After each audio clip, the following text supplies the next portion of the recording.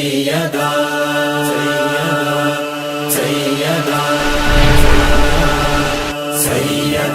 علیکم ورحمۃ اللہ وبرکاتہ۔ خیر مقدم ہے آپ کا فدا نامے میں۔ آج پھر ہم حاضر ہیں آپ کے بارگاہ میں ایک نئی ویڈیو کے ساتھ۔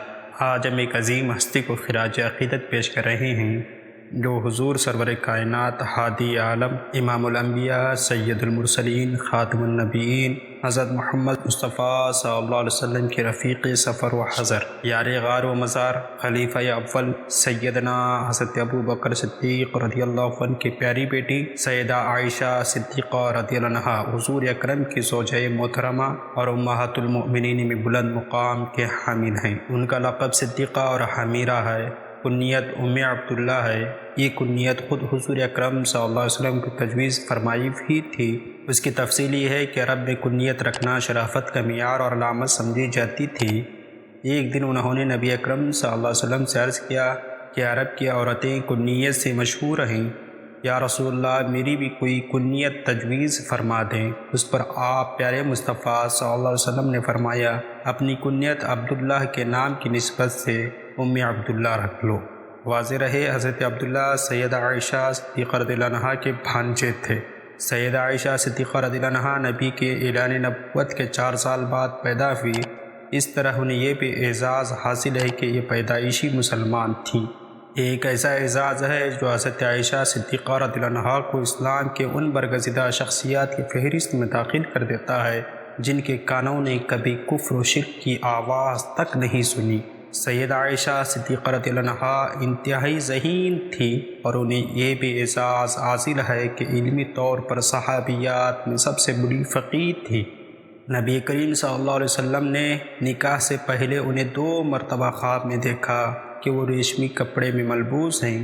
کوئی شخص آپ سے کہتا ہے کہ یہ آپ کی زوجہ محترمہ ہیں۔ حضور نبی کریم صلی اللہ علیہ وسلم دوران خواب ہی فرماتے ہیں اگر یہ اللہ کی طرف سے ہے تو ایسا ہو جائے گا۔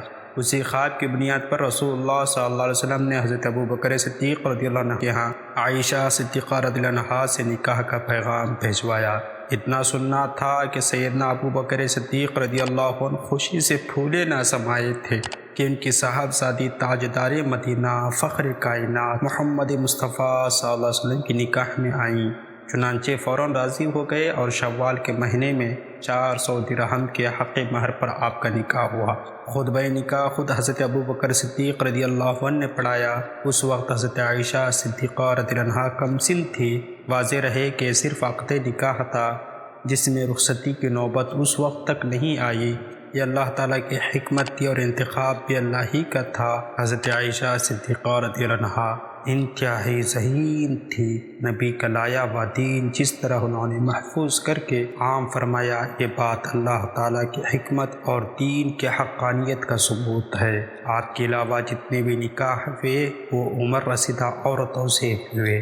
سیدہ عائشہ صدیقہ رضی اللہ عنہا نے حضور سرور کائنات صلی اللہ علیہ وسلم کی ایک ایک بات انتہائی شوق اور رغبت کے ساتھ دیکھی، پرکھی، سمجھی اور امت مسلمہ کو خصوصاً عورتوں تک پہنچایا اور عموماً دیگر صحابہ کرام رضوان اللہ علیہم اجمعین تک کما حق ہو من وعن پہنچائی۔ عقد نکاح کے کچھ ہی عرصے بعد نبی کریم صلی اللہ علیہ وسلم اور سیدنا ابو بکر صدیق رضی اللہ عنہ کو مدینہ کی طرف ہجرت کا حکم ہوا اور یہ دونوں حضرات مدینہ منورہ کے لیے روانہ ہو گئے۔ راستے میں مختلف واقعات پیش آئے۔ بالآخر آپ دونوں حضرات مدینہ منورہ بخیر و عافیت پہنچ گئے۔ وہاں اللہ تعالیٰ نے مکہ مکرمہ کے مقابلے میں انتہائی اطمینان بخش فضا مقرر فرمائی، جس کے بعد سیدنا ابو بکر صدیق رضی اللہ عنہ اپنے پورے گھرانے کو مدینہ منورہ بلا لیا۔ یہاں پر آپ رضی اللہ عنہا یعنی حضرت عائشہ صدیقہ رضی اللہ عنہا کی رخصتی عمل میں آئی۔ اس کے بعد بحیثیت زوجہ نبی کریم صلی اللہ علیہ وسلم 9 سال پیارے مصطفیٰ کی رفاقت میں اس طرح گزارے، ایک دوسرے کے ساتھ انتہائی محبت کے ساتھ پیش آتے تھے۔ نبی صلی اللہ علیہ وسلم نے آپ کی بہترین تربیت بھی فرمائی۔ یہ سیدہ عائشہ صدیقہ رضی اللہ عنہا کا ذوق و شوق تھا کہ انہوں نے علمی میدان میں بھی اس موقع سے فائدہ اٹھایا اور علوم اسلامی کے ایک بہت بڑے ذخیرے کو نہ صرف اپنے پاس محفوظ رکھا بلکہ ہر موقع پر امت مسلمہ کی رہنمائی بھی فرمائی۔ عموماً ہر زمانے کے بچوں کا وہی حال ہوتا ہے جو آج کل کے بچوں کا ہے۔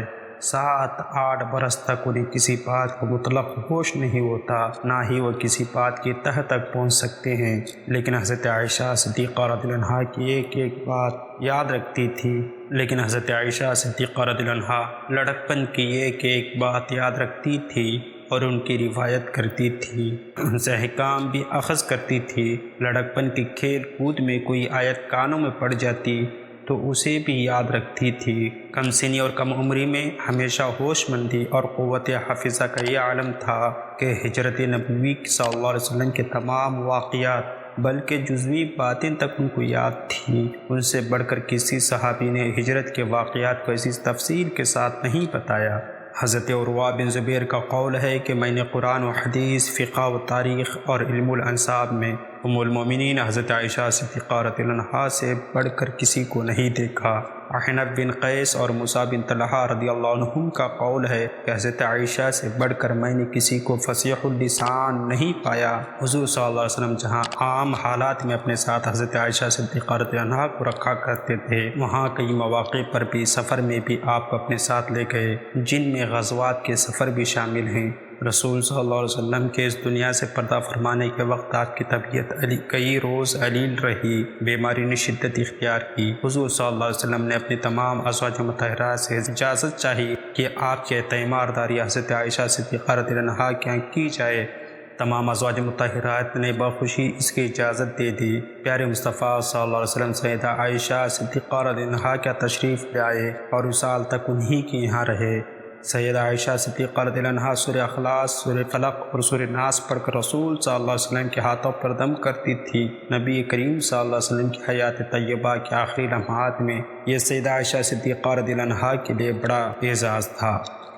انتقال سے پہلے آپ نے حضرت عبداللہ بن زبیر رضی اللہ عنہ کو وصیت کی تھی کہ مجھے ازواج مطہرات کے پاس ہی دفن کر دینا۔ حضور صلی اللہ علیہ وسلم کے ساتھ ایک جگہ جو ابھی باقی ہے وہاں دفن نہ کرنا، کیونکہ میں یہ بات پسند نہیں کرتی کہ مجھے دوسرے ازواج مطہرات کے مقابلے میں کوئی برتر مقام دیا جائے۔ رمضان المبارک میں آپ کا انتقال ہوا اور آپ کی وصیت کے مطابق موت کے بعد فوراً مجھے دفن کر دینا۔ حضرت ابو ہریرہ رضی اللہ عنہ نے جنازے کی امامت فرمائی۔ اس کے بعد جنت البقیع مدینہ منورہ میں تدفین کی گئی۔ قاسم بن عبداللہ، عبداللہ بن عبد الرحمن، عبداللہ بن ابی عتیق، عروہ بن زبیر، عبداللہ بن زبیر رضی اللہ عنہ تدفین کے عمل میں شریک ہوئے۔ آپ کا نام عائشہ جبکہ صدیقہ ام المؤمنین عمیرہ کے لقب سے شہرت پائی۔ والد کا نام ابو بکر صدیق رضی اللہ اور والدہ کا اسم مبارک ام رومان رضی اللہ عنہا تھا۔ 8ویں پشت میں آپ کا نسب حضور پر نور مصطفیٰ صلی اللہ علیہ وسلم سے جا ملتا ہے۔ آپ کی ولادت نبوت کے 4 سال مکہ المکرمہ میں ہوئی۔ قرآن کریم کی عالمہ، فصیح البیان اور عربی اشعار پر کامل دسترس رکھتی تھی۔ آپ سے جو احادیث مبارکہ مروی ہیں ان کی تعداد 2210 ہے۔ آپ کے مناقب میں تیمم کے حکم نازل ہونا بھی ہے۔ رمضان المبارک سن 58 ہجری میں انتقال فرمایا اور وصیت کے مطابق جنت البقیع میں دفن کر دی گئیں۔ آپ سے پھر ہماری درخواست ہے کہ اگر آپ نے ہمارے چینل کو سبسکرائب نہیں کیا تو سبسکرائب کر لیں اور بیل بٹن کو بھی پریس کریں، ساتھ ہی فیس بک فیدانامہ پیج کو فالو کریں۔ السلام علیکم۔